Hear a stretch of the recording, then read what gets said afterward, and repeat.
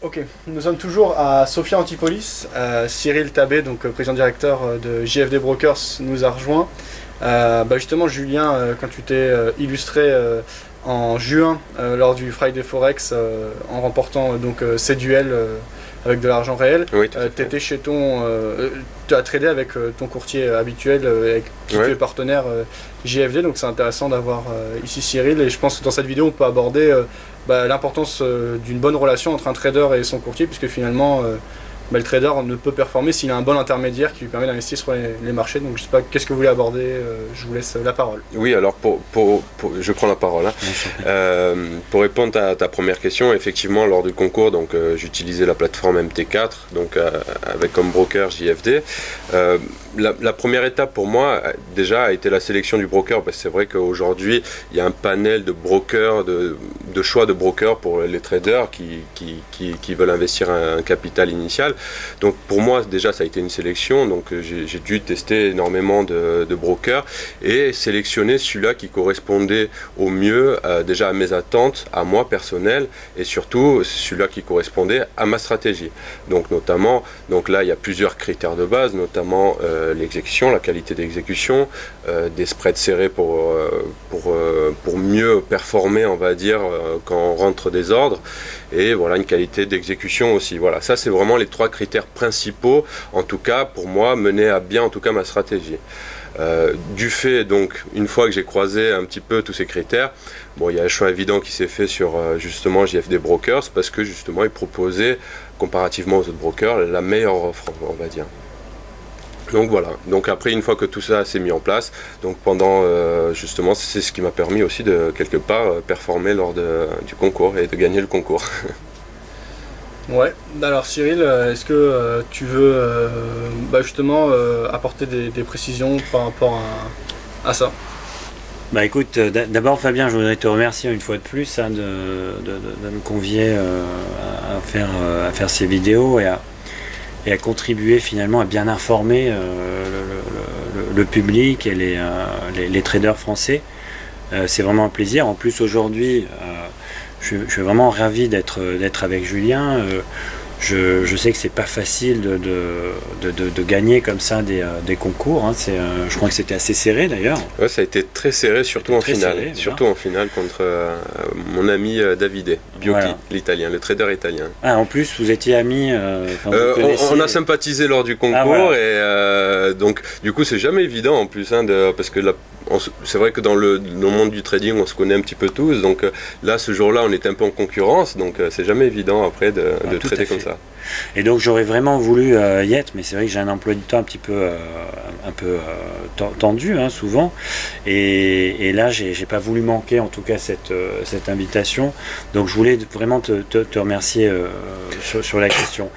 Ce qui me paraît vraiment très important finalement à noter, c'est que l'approche chez JFD, et je crois qu'on l'a expliqué sur plusieurs vidéos, c'est une approche qui est trader-centrique. Donc c'est-à-dire qu'on va vraiment essayer de mettre en place une infrastructure qui sera au service de nos clients et uniquement à leur service. Et on part du principe qu'un vrai partenariat, c'est un partenariat où à chaque fois qu'un des partenaires gagne, l'autre partenaire gagne aussi. Donc nous, quand on a nos clients et nos traders qui vont prendre des positions sur les marchés, notre objectif, si tu veux, c'est vraiment de garantir cette exécution, de leur garantir en fait le pricing le plus serré possible. Et je sais que c'est toujours dans cette jungle médiatique difficile à comprendre. On a du mal à faire la part des choses entre ce que certains brokers proposent et ce que nous on propose. Ce qui me plaît beaucoup aujourd'hui, c'est quand on voit que quelqu'un comme Julien, qui a quand même un background de trading, je ne sais pas si je crois qu'il y avait quelques entretiens vous avez fait que j'ai vu sur YouTube d'ailleurs, sur ta chaîne, où tu expliques effectivement d'où tu viens et ton expérience. Donc tu es ce qu'on appelle un trader professionnel et sophistiqué. Donc c'est vrai que c'est intéressant d'avoir quelqu'un comme Julien qui va sélectionner en fait notre plateforme, qui en plus de ça va travailler sur une stratégie de scalping. Et en général, c'est vrai que c'est connu, les stratégies de scalping sont pas très appréciées des market makers. Il y a beaucoup de brokers qui n'aiment pas trop ça. L'exécution doit être vraiment parfaite là-dessus. Ah oui, il n'y a pas possibilité d'avoir une erreur, de toute façon. Voilà, donc ça, moi j'aimerais bien que tu puisses par exemple discuter un petit peu de ça, parce que moi mon travail c'est de faciliter finalement tout à fait. le tien. Nous, chez JFD, on part du principe qu'on est un pilier. On offre un accès au marché dans les meilleures conditions possibles. On ne manipule pas les prix, on ne manipule pas l'exécution, on essaye d'avoir la plateforme MT4 la plus fournie possible. On a d'autres plateformes pour des traders qui veulent trader en fixe et se connecter avec leur propre plateforme, c'est possible. On a la plateforme FX Inside d'Integral, c'est vrai que ça ne concerne que le Forex. Il n'y aura pas de CFD dessus. Mais je veux dire, notre objectif, c'est de fournir cette exécution, cet accès au marché, cette liquidité-là. Évidemment, la sécurité des fonds. Tous les fonds clients sont en Angleterre avec Barclays Bank ou en Allemagne avec Wirecard Bank. Donc voilà, ce service-là, c'est Julien qui en a bénéficié.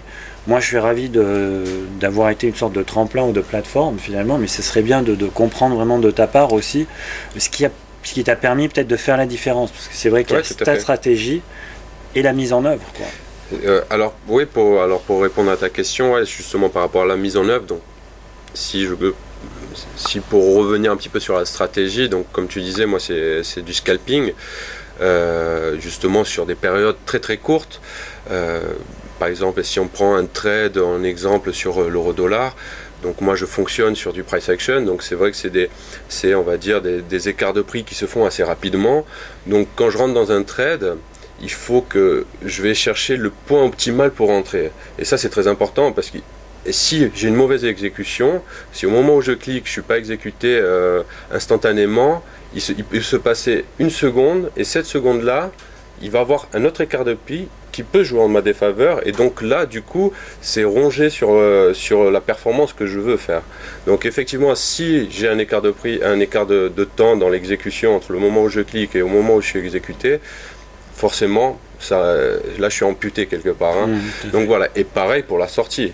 Évidemment, quand je veux sortir à un point optimal, donc souvent je vais chercher 3-4 pips de gain, donc ça peut aller très vite, ça peut être des positions qui peuvent durer 1 ou 2 secondes des fois, Donc il faut s'imaginer que quand je coupe la position, pareil, si j'ai un laps de temps entre le moment où je coupe la position et l'exécution, pareil, ça peut jouer en ma défaveur, et du coup, au lieu de prendre 3-4 pips, peut-être que je coupe à un pip, et bon, c'est pas suffisant, c'est pas en tout cas ce que je recherche. On va dire sur un time frame d'un mois, si je fais ça sur 100 positions, on imagine bien que sur une position, bon, si ça coûte 1 ou 2 pips, ça va, mais après, si on multiplie ça par 100 positions que je peux prendre dans la semaine ou dans le mois, là, l'écart est trop grand, on va dire. Tout à fait. Est-ce qu'on peut... Alors déjà, moi, je voudrais qu'on soit vraiment transparent par rapport à ton audience. Quand Julien il m'a contacté, je crois que c'était, je sais pas, 1 mois avant, 3 semaines avant. C'était ça à peu près. Chose comme ça. Concours, Et il nous a dit, bon voilà, je vais participer à ce concours, etc. C'est un compte réel, je crois que c'était 50 000 dollars, euros. Euros, ouais, tout à fait. Et faut être transparent, c'est vrai que Julien m'a demandé personnellement est-ce qu'il pouvait travailler sur des frais de commission vraiment réduits, pour vraiment faciliter. Je crois que ça on peut le dire. Moi je suis vraiment j'ai envie que tout le monde sache exactement quelles étaient les conditions, si tu veux. Donc nous, en fonction du volume de trade, on a des clients qui ont accès, c'est écrit sur le site web noir sur blanc, pour les traders qui font beaucoup de volume, les frais de commission sont réduits. C'est une politique commerciale qui est complètement standard, on va dire.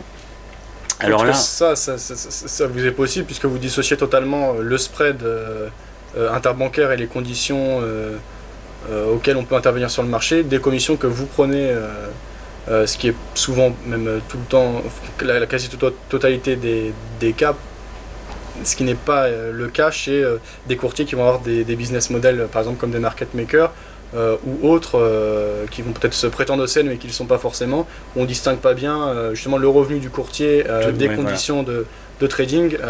Ici, en tout cas chez JFD, il y a des conditions standards et en fonction du volume, on peut négocier des choses en fonction du volume. Donc en gros, en fait, Fabien, voilà, si on résume un tout petit peu la chose, nous, on ne manipule pas le pricing, on est absolument transparent dans la relation avec les clients, dans le sens où les meilleurs spreads qu'on va avoir au niveau de notre agrégateur, finalement, ils vont apparaître sur la plateforme MT4. Donc à chaque fois que quelqu'un veut passer un ordre sur l'euro-dollar ou sur d'autres paires, il verra en fait ce qu'on appelle le top of the book, c'est-à-dire le spread le plus serré qui est disponible à ce moment-là sur le marché interbancaire. JFD ne prend aucune marge là-dessus. Par contre, il faut quand même qu'on gagne de l'argent quelque part, donc on va charger une commission en plus. Cette commission donc s'ajoute au spread. Techniquement parlant, je pense ça vaut pas tant pour le scalping peut-être, je sais pas, peut-être tu vas me dire le contraire, mais quelqu'un qui va garder une position donc overnight et qui va traiter sur un spread interbancaire où la commission n'apparaît pas finalement. La commission elle est chargée à part. Voilà.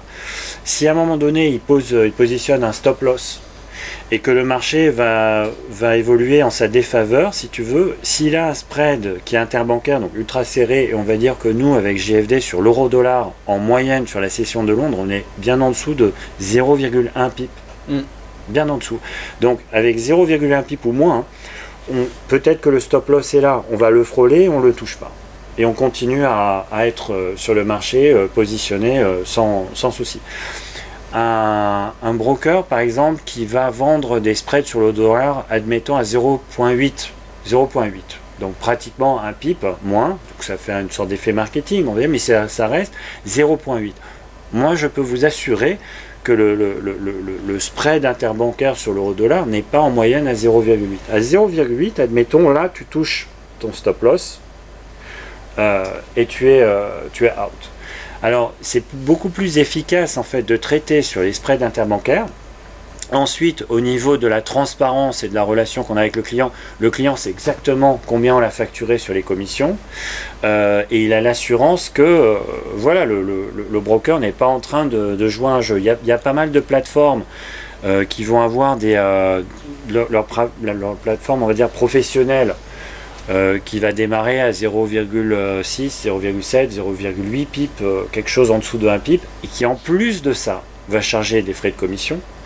Nous, quand on part du principe qu'on est à moins de 0,1 pip et qu'on va rajouter donc des frais de commission qui démarrent à, je crois, 40 ou 45 $ par million, on est à 0,8, 0,9, tout inclus. Et là, en l'occurrence, des traders, on va dire professionnels qui travaillent avec nous, vont avoir en fait des frais de commission réduits et là ils peuvent traiter peut-être en moyenne à 0,4, 0,5 pip tout inclus. Et je sais plus à combien on les a réduits à, je sais pas, 5 $ par million, 10 $ par million, je sais quelque chose comme ça, donc je sais plus, mais on les a serrés pour lui. Donc je veux que tout le monde comprenne que c'est vrai que là c'est comme en Formule 1, la Formule 1 on va vraiment essayer d'optimiser au maximum le jour de la course. Donc là, notre façon à nous, c'était ni de toucher à l'exécution ni quoi, parce que là, c'était complètement standard. Ce sont les frais de commission qu'on a rajoutés, qu'on a serrés au maximum, pour lui permettre en fait de générer plus de profit, parce que je crois que c'était sur le résultat net. Oui, c'est le résultat net. Tout à fait. Voilà. Donc, je crois que ça, c'est intéressant, à noter. Je veux que tout le monde le sache. Ce qui peut être intéressant peut-être, c'est que tu notais en fait que d'autres brokers, finalement, que tu avais travaillé avec d'autres brokers, et ça j'avais vu sur une autre vidéo. Est-ce que c'était le même type de stratégie que tu traitais chez les autres brokers? Est-ce que c'était différent? Quel est ton ressenti par rapport à l'expérience de trading avec JFD? Alors, justement, pour comparer... c'est pertinent. Pour comparer... au départ, c'est vrai, ma stratégie, j'ai jamais modifié ma stratégie, je l'ai un petit peu peaufinée et essayé de l'améliorer, mais la base reste la même, c'est-à-dire qu'on reste quand même sur du scalping à très court terme, on va dire, dans une durée vraiment très petite. Et c'est vrai que j'ai eu l'occasion de travailler chez d'autres brokers. Mais malheureusement, ceux que j'ai pas sélectionnés, parce que voilà, il faut faire le tri quand même. Hein. Donc, il y a même une sélection naturelle un petit peu qui se fait dès le départ. Et c'est vrai, ce que j'ai noté, en tout cas les plus grosses différences, c'était vraiment par rapport au spread donc qu'ils proposaient souvent parce qu'on est amené à trader en scalping dans des marchés assez volatiles et même surtout quand il y a un effet de news, etc. Il y a encore il y a encore une plus forte volatilité et c'est vrai que des fois quand moi j'arrivais à visualiser une opportunité de trading, quand je cliquais, bam, le spread qui s'écartait, donc du coup, des fois, ça m'arrivait d'avoir 2-3 pips de spread dans des zones volatiles. Donc pour moi, c'est complètement perdant. Tout à fait. Donc, parce que là, au lieu de me battre pour essayer de faire un petit peu de performance, je me bats contre le marché pour sortir une position flat, c'est-à-dire à zéro. Et bon, voilà, donc du coup, on a l'impression de travailler pour rien. Donc ça a été vraiment la plus grosse différence, on va dire, parmi les brokers. Et après aussi... Donc c'est la stabilité au niveau des spreads. Voilà. Ouais. Ça, c'est très important parce qu'on ne peut pas... même aujourd'hui, pour moi, en parlant de scalping, même encore pour d'autres traders qui font du day trading, par exemple, où on cherche tout le temps à optimiser ses points d'entrée, etc., aujourd'hui, on ne peut pas se permettre d'avoir un spread qui s'élargit ou alors une exécution qui passe 3, 4, 5 secondes après. Voilà, à notre niveau, en tout cas à mon niveau, c'est quelque chose que moi je ne ferai pas le pas sur ça, c'est quelque chose qui est essentiel pour que ma stratégie fonctionne et qu'elle soit performante et qu'elle soit gagnante. Je peux intervenir là-dessus. C'est très intéressant ce que Julien nous dit, dans le sens où, pour moi, c'était pas dans la même optique, si tu veux, mais j'ai mes équipes, et ça doit faire 1 an et demi ou 2 ans que je leur demande de faire ça. Chaque mois, je leur demande en fait de monitorer ou de surveiller l'évolution ou les écarts de spread au moment de la NFP, de la non-farm payroll. Et pour moi, c'est un indicateur très très fort entre le positionnement donc de JFD et de notre concurrence. Et j'ai une base de données. Alors si ça intéresse ton audience, encore une fois, moi je suis là pour essayer d'aider le public en fait à prendre des décisions informées et responsables. Si sur le forum ils te disent que ce serait sympa de voir en fait ces bases ou d'avoir, je sais qu'il y en a beaucoup qui aiment avoir les données un petit peu en temps réel, tu sais quand des traders trade, de publier finalement leurs résultats en temps réel, etc. Moi j'aimerais bien, il y a certains sites qui font ça, sur MyFXBook par exemple, ils vont montrer les spreads, etc. Mais est-ce qu'ils enregistrent ça? Est-ce qu'il y a un focus qui est fait sur la stabilité des spreads? Non, en général c'est du spread temps réel et on n'a pas vraiment de moyenne, les figures de moyenne, on n'a pas Alors sur les NFP, ce qu'on fait c'est qu'on a des comptes chez différents brokers. On prend la vidéo en fait, on enregistre ces trucs-là, on voit les écarts, on a des expert advisors qui mesurent aussi les spreads, tu vois, pratiquement tick par tick, etc. Donc, et qui font les moyennes. Alors sur la dernière NFP par exemple, nous on est monté à 2,99 pips sur l'euro-dollar. Alors tout à l'heure tu disais oui, si ça monte à 2 pips, 3 pips, enfin c'est le marché, si tu veux, on peut pas non plus. Ce qui va être, on peut pas non plus, enfin le marché est comme ça. Ce qui va être intéressant, c'est que, là je peux le citer parce que c'est public, il y a aussi des sites comme MT4i, je crois, qui présentent ça, et on peut aller cliquer et voir l'évolution des spreads au cours de la semaine. Donc c'est de l'information qui est disponible publiquement. Des brokers comme Oanda, Alpari ou FXIM, on voit que sur les NFP, ils vont monter à 15 pips, voire 20 pips.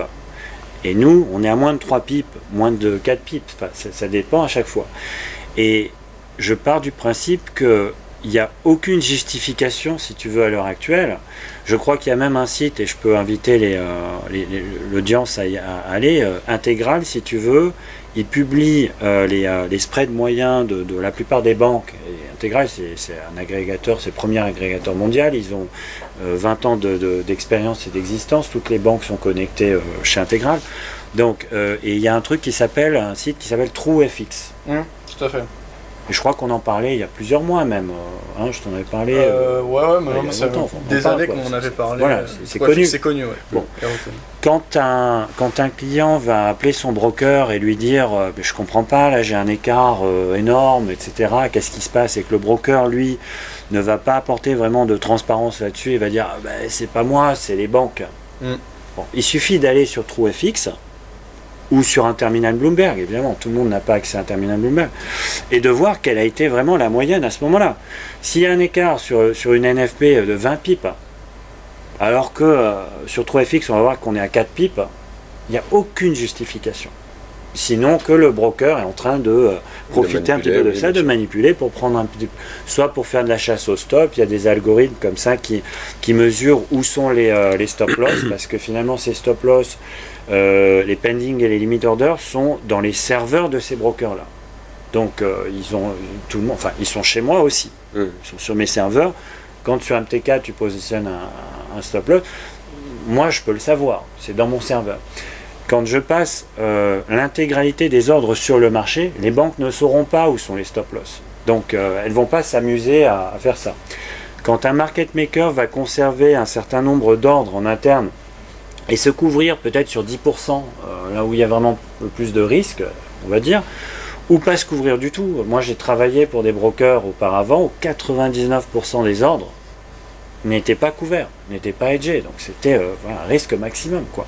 Donc ces brokers là, si tu veux, ils ont la capacité de savoir, tiens, si j'augmente en fait l'euro-dollar de je sais pas 5 pips à un moment donné, en prétextant une news, je vais déclencher 15% ou 20% des stop loss qui sont dans mon serveur.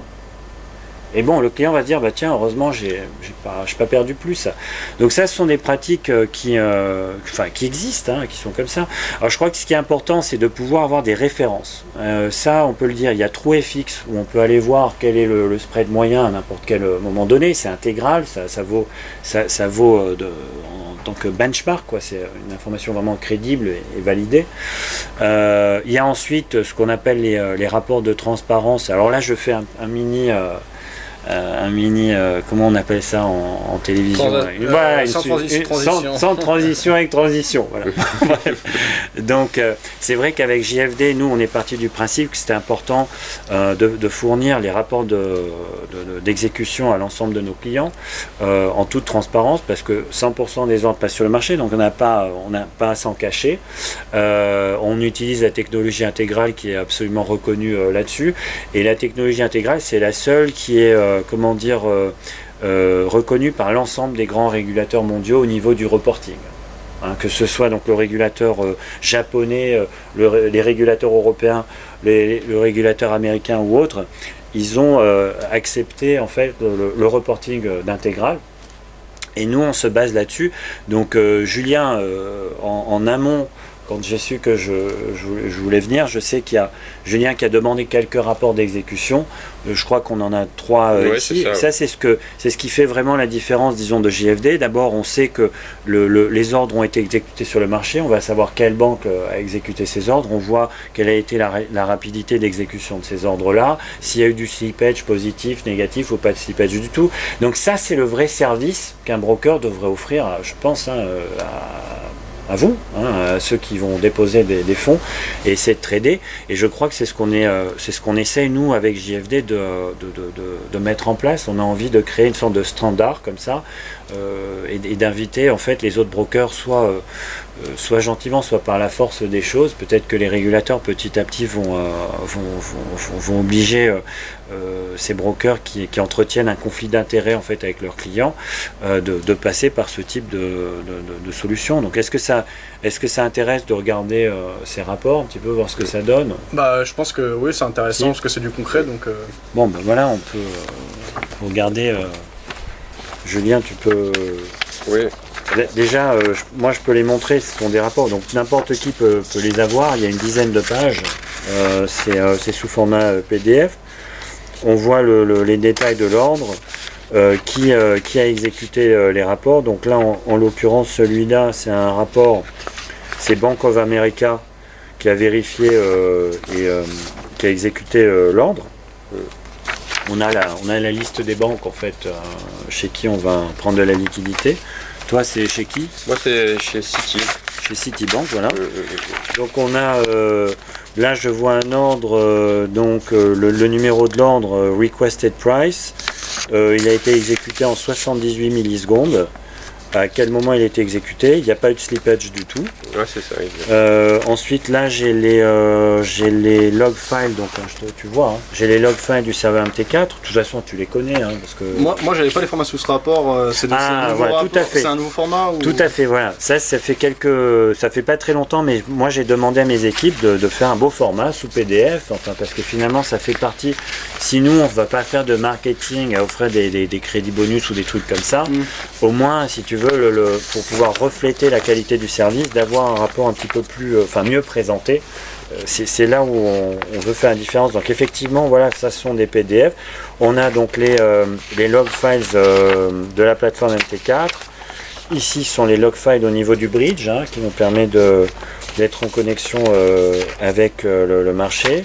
On a ensuite les log files d'intégral, agrégateur. Voilà. Ici, on a le chart donc, qui montre quel a été le prix requis et le prix qui a été exécuté. D'accord. Voilà, directement. C'est beaucoup plus complet là. Tout à fait. C'est sorti quand ça, les rapports sous ce format?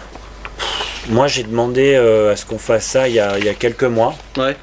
Et ça doit faire. Enfin, tu sais qu'on a toujours eu ces rapports-là. Mais bien sûr, moi j'en ai reçu au départ, j'en demandais plusieurs. C'était sous format d'email. Ouais, c'était un email que je recevais avec les mêmes informations, hein, mais présentées différemment. Voilà, donc c'était sous format email. Ici, on a les conclusions. Et ce que j'ai demandé à ce qu'on rajoute aussi, c'est une sorte de thésaurus, hein, où on voit c'est quoi l'agrégation, c'est quoi le MT4 bridge, c'est quoi l'order matching, la vérification, l'order rejection, et on les fera à un moment donné, je pense, donc en français aussi, mais enfin à l'heure actuelle ils sont disponibles en anglais. On a le glossaire ici aussi, comment comprendre le rapport. Donc on explique un petit peu tout ça, et moi je suis vraiment très content. Je fais voir le tien là que je regarde. Voilà, donc là on a Citi qui fait cet ordre. Celui-là, il a été exécuté en 110 millisecondes. Pareil, il n'y a pas de slippage. Donc ça arrive d'avoir du slippage négatif comme positif. Ouais, là, voilà, là il y a un slippage qui est positif, donc qui est à l'encontre du client. De 0,2 pip, ça reste raisonnable, ça arrive. Après, il faut voir quand est-ce que ça a été. Mais pareil, 75 millisecondes pour le temps d'exécution. Voilà. Et ce qu'on fait aussi, c'est qu'on édite toujours, en fait, c'est pour essayer de démontrer la supériorité finalement de l'offre. On édite maintenant chaque mois ce qu'on appelle en anglais des metrics, où on va dire voilà les ordres qui sont entre 1 million et 5 millions, entre 5 millions et 10 millions ou moins d'1 million. Voilà quel est le slippage moyen, le temps d'exécution moyen, quel a été l'ordre qui a été exécuté le plus rapidement, le moins rapidement, etc., etc. Et ça, en général, ce sont des rapports qu'on donne, ou des données qu'on donne à nos clients institutionnels, donc des brokers qui viennent nous voir pour nous acheter de la liquidité ou nous demander d'utiliser notre technologie pour accéder directement au marché, se couvrir eux-mêmes quand ils en ont besoin, parce que finalement, un broker qui est un market maker mais qui a besoin de se couvrir, lui aussi il a besoin d'avoir cette transparence, lui aussi il a besoin d'avoir des spreads qui sont très très bons, une très très bonne exécution, parce que le jour où un broker qui fait le marché a besoin de se couvrir, ce sera sur des grosses positions et le risque est quand même important. Et c'est vrai qu'on a gagné beaucoup aussi de clients disant à ce niveau-là, c'est pour ça. Alors je me demande, ça tu pourras voir enfin avec ton audience, s'ils ont envie qu'on présente, qu'on explique un petit peu ça plus en détail. Je sais qu'on va participer au salon du trading en septembre avec Monsieur Malpel, et j'ai discuté avec Monsieur Malpel qui a été très, très sympathique, et je lui ai dit que plutôt que d'avoir un stand finalement, essayer de rencontrer 2-3 personnes, moi je préférais avoir plusieurs sessions comme ça, disons de 30 minutes pour aborder plein de sujets différents, pour répondre aux questions, pour présenter un petit peu quel est l'envers du décor, ce qui est important, pour avoir des intervenants. Peut-être Julien, toi, de toute façon, tu seras là pour faire ta compétition. Le concours, tout à fait. Ouais. Donc là, ça va être encore un autre. Cette fois-ci, je serai là. Tant mieux. Donc on y sera, ça va être sympa. Et tu pourras intervenir, les gens pourront venir te poser des questions. Je pense que moi, c'est pour le public en fait qu'on fait ça. Donc s'il y a des intérêts, des questions, des sujets, etc., tu n'hésites pas, tu me le dis à travers, enfin, vous le dites à Fabien et nous on fait en fonction. On est là pour vous en tout cas. Très bien. Par exemple sur le forum, on a une file de discussion qui est dédiée à GFD. Si vous avez des questions à préparer en amont justement de cette venue de Cyril et de GFD Brokers en trading, n'hésitez pas à les indiquer et moi je transmettrai à Cyril. Voilà. Il y a aussi Marc qui travaille pour GFD qui intervient régulièrement sur le forum, donc ce sera transmis et traité. Donc voilà. On est là pour vous, hein, vraiment. Donc c'est pour vous qu'on fait ça. Hein. Donc non, c'est intéressant. En tout cas, moi, je suis ravi d'être là. Déjà, Fabien, je trouve que c'est super ce que tu fais. Je te l'ai déjà dit sur Vidéo Bourse parce que ça contribue vraiment à apporter des éclaircissements. C'est une sorte de lumière comme ça au bout du tunnel parce que c'est une industrie comme ça parfois qui est, je vais pas dire douteuse, qui a été construite comme a été construite. On en a déjà parlé, mais aujourd'hui, il y a quand même de nouvelles technologies qui permettent, à JFD par exemple, d'offrir un service de bonne qualité. Je suis super content d'avoir Julien parce que c'est une sorte d'indicateur très très fort finalement. C'est pas, moi je peux pas dire que c'est grâce à JFD que tu as gagné le concours, c'est faux, c'est ta stratégie, c'est ton expérience, etc. Mais en tout cas je suis très content d'avoir pu te fournir finalement la plateforme qui t'ait permis de mettre en place, d'implémenter cette stratégie. Et on dit souvent que tu peux avoir la meilleure technologie du monde, si tu n'as pas les applications qui vont avec, ça vaut rien. Et en fait c'est ce qu'on a ici. Moi j'ai la technologie et l'application elle est là. Tu vois, donc lui il va se servir de cette technologie pour générer des résultats et c'est ça le win-win finalement qui nous permet d'avancer quoi. Ouais, qui s'opère. Voilà. Ok, merci en tout cas pour vos explications et ce sujet. Merci à toi. Merci beaucoup Fabien. Merci Julien.